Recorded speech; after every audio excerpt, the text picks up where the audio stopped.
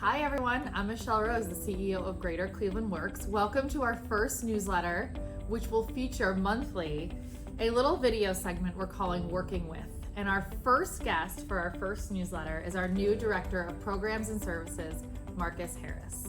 We're so excited to have Marcus on our team and on this video today. So I'm going to ask him a few questions. We'll ask all of our guests in the future these same questions, but Marcus, you get to go first, which I'm so excited about. Awesome. What was your first job? My first job was at Cedar Point, America's Roller Coaster, as a skee ball operator at the Jitney Arcade in Frontier Town.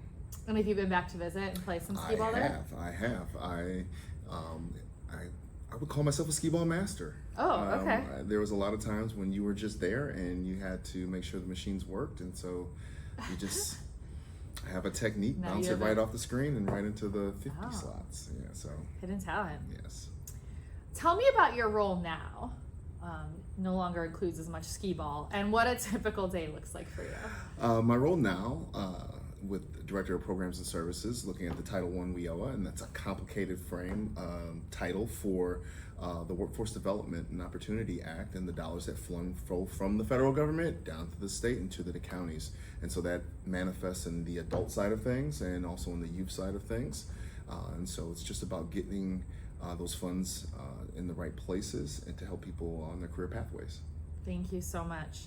So for those of you following along at home, you'll also see in this newsletter information about the new contracts for adults and youth services, and know that Marcus is now the man behind the success of those contracts. And the typical day, right?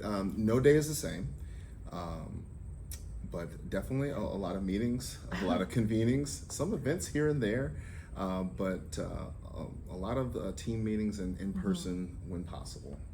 And you've been getting out and about too a bit, visiting with some of our partners, Yes, definitely. seeing how the work's going. Seeing how the work at the you got to go to where the work is, and I love getting out into the community.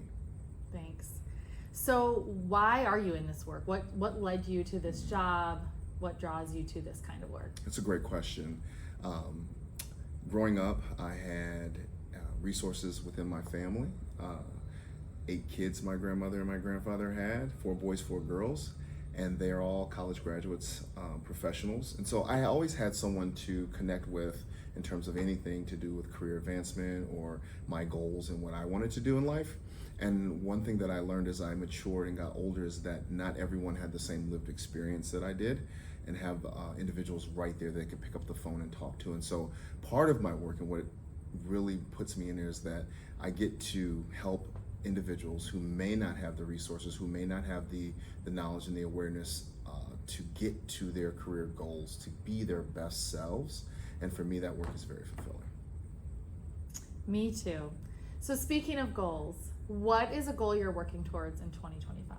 Yes. Here at the halfway mark. Goal here in 2025, 1 month in, I think that the operational excellence of our programs and how the outcomes based, right?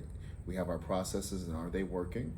And if not, let's sit down and let's think of a better way to be more effective for the end user, whether that's the adult dislocated worker, whether that's a youth or a business that we're serving. What we want to do is make sure that we are doing everything we can on our side to make sure things are efficient and effective, and those outcomes will take care of themselves. What's one thing that inspires you? One thing that inspires me, hands down, she's no longer with us, but it would be my grandmother, my paternal grandmother. Her voice lives on in my head. She inspires me to do the work that I do because, she came out of Jim Crow South and finished her education after she had her children, went on and got her associates. Worked in the school system for some time, came out of the factories and worked in the school system as a secretary in the principal's office. And even after she retired from that, she continued working with other seniors to get them employment.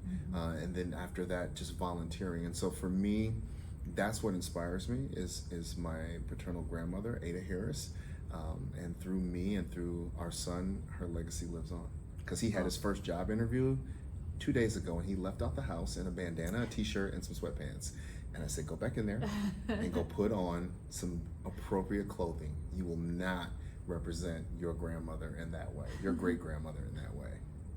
Well, thank goodness for Ada, Yes. right?